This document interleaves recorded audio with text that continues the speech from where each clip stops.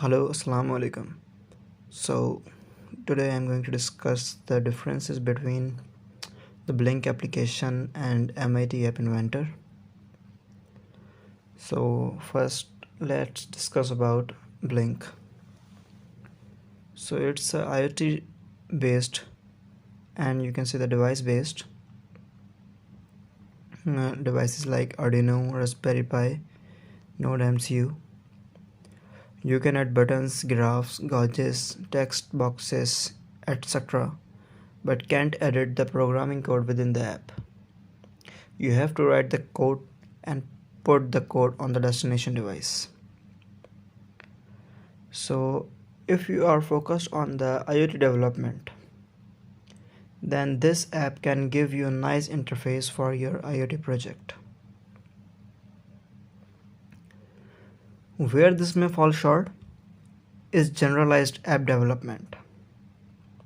You won't be using Blynk to make a catalog of your plants or a photo gallery, but you can use Blynk to monitor the moisture level of the sensor you have installed in your plant. So we can say the Blynk is not used for the generalized app development.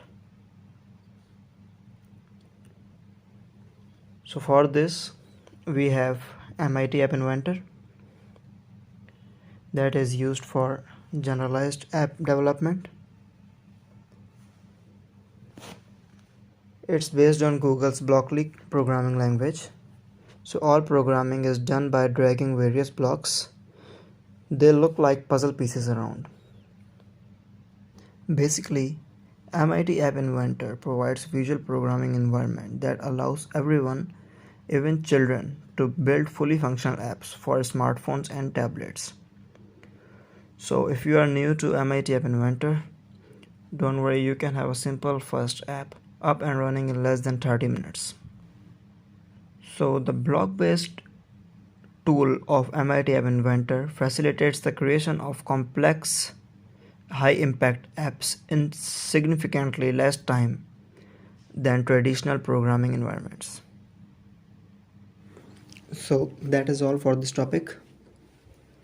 I hope that now you are clear with the basic differences between Blynk app and MIT App Inventor.